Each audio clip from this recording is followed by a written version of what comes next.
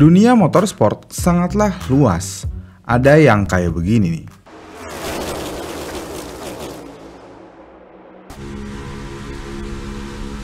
Kayak gini.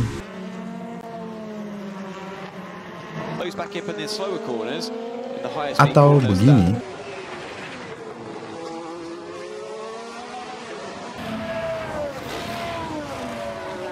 Atau bahkan begini nih.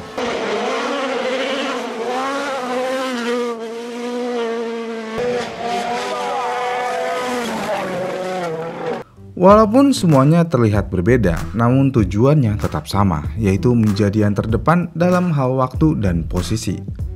Namun di luar dari itu semua, ada satu motorsport yang bisa dibilang cukup berbeda daripada yang lain. Motorsport ini tidak mengejar waktu. Motorsport ini tidak membutuhkan kecepatan, melainkan motorsport ini membutuhkan skill yang luar biasa dan kepiawaian yang sangat menarik dalam mengendarai mobil. Motorsport ini adalah drifting.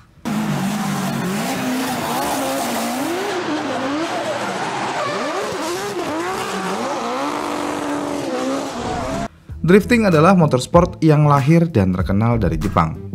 Salah satu pionir yang memperkenalkan dunia drift ke dunia adalah Keiichi Tsuchiya. Berkat Keiichi Tsuchiya, dunia drift menjadi sangat berkembang dan terkenal di dunia. Dengan kondisi seperti ini, akhirnya kompetisi drift pun mulai banyak di luar Jepang. Dan yang paling terkenal dari semua kompetisi adalah Formula Drift. Pertanyaannya, apa itu Formula Drift? Pada dasarnya, Formula Drift adalah kompetisi di mana para pembalap diadu satu sama lain dalam serangkaian balapan yang menguji kemampuan mereka untuk mengendalikan mobil drift melalui tikungan dan lintasan tertentu. Melakukan drift terkendali dalam Formula Drift adalah seni yang cermat yang membutuhkan ketelitian, teknik, dan pemahaman mendalam tentang fisika mobil. Dalam acaranya, biasanya balapan Formula Drift berlangsung di sirkuit yang dirancang khusus yang dikenal sebagai track drift, yang memiliki bagian menikung yang ketat dan lintasan lurus yang panjang di mana para pembalap dapat menunjukkan penguasaan mereka dalam seni drift. Selain itu, tujuan dari treknya begini adalah agar para pembalap dapat melakukan drift yang terkendali dan tepat, sambil mempertahankan kendali mobil dan menghindari tabrakan dengan rintangan atau kompetitor lainnya. Dan yang membedakan motorsport ini daripada motorsport lainnya adalah tentang penilaian dan penjuriannya. Ada ciri khas tersendiri untuk menentukan pemenang di kejuaraan ini, yang mana biasanya para juri akan mengevaluasi faktor-faktor seperti sudut drift, kecepatan, garis balap, dan kedekatan dengan tepi lintasan dan rintangan. Oke, kita bahas satu-satu dulu. Yang pertama, nilai kecepatan. Faktor ini akan diukur dengan seberapa cepat pembalap dapat melewati lintasan dengan mempertahankan drift, jadi semakin cepat dan mulus akan semakin baik. Kemudian faktor lain atau garis. Garis drift didefinisikan sebagai jalur ideal yang harus dilalui mobil di lintasan dan ditandai dengan titik-titik clipping dalam dan zona clipping luar yang harus dilalui pembalap. Kemudian faktor angle atau sudut. Dalam kompetisi ini, sudut drift maksimum berlaku yang dimana pembalap dapat mengendalikan dan mempertahankan mobil melalui jalur yang ditandai. Jadi, lebih banyak sudut akan jauh lebih baik. Dan yang terakhir, style. Mungkin ini adalah aspek yang paling subjektif dari motorsport ini, tetapi juga yang membuatnya paling menarik. Style adalah kemampuan pembalap untuk menunjukkan kepribadian dan kendali mobil mereka untuk memberikan hiburan semaksimal mungkin.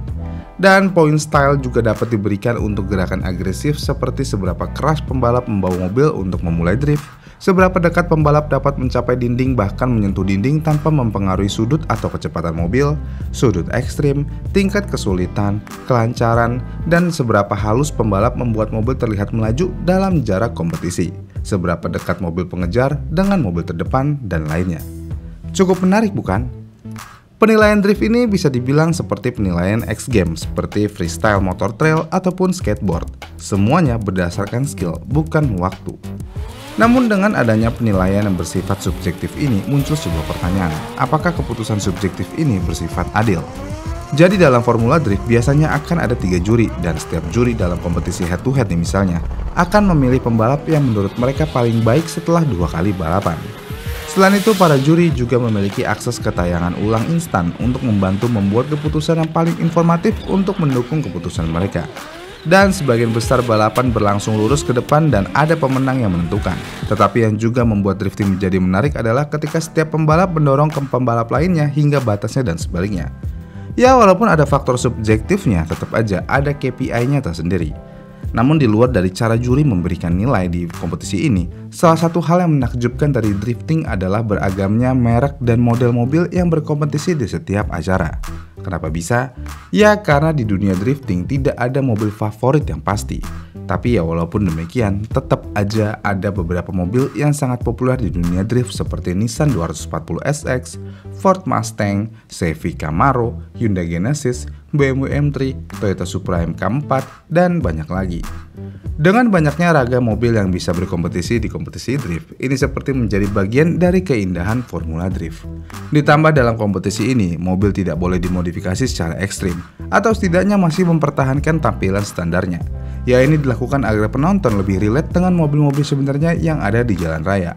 Ya walaupun memang untuk mesin dan kaki-kakinya terkadang tidak ada aturan yang begitu ketat, tapi hal inilah yang bikin Formula Drift menjadi lebih menarik.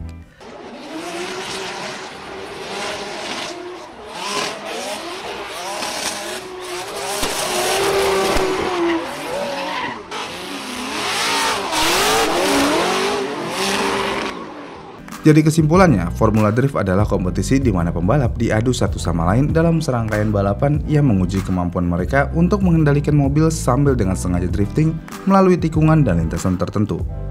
Tapi sayangnya, walaupun drifting sangat menarik nih untuk ditonton, popularitas drift masih tidak sebesar popularitas motorsport yang lain. Kenapa bisa?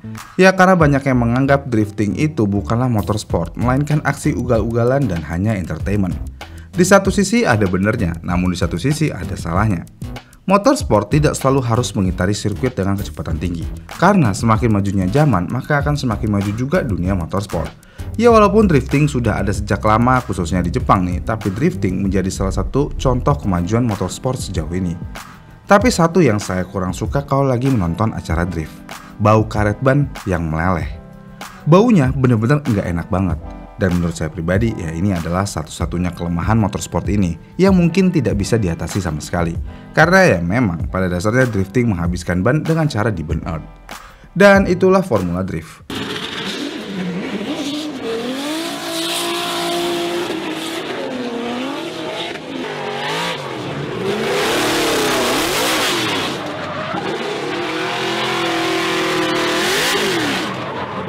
Bagaimana nih menurut kalian? Lebih seru nonton drifting atau nonton balapan konvensional? Komen di kolom komentar di bawah ya. Dan jika kalian suka dengan video ini, kalian bisa like dan subscribe channel ini. Dan sampai jumpa di video selanjutnya.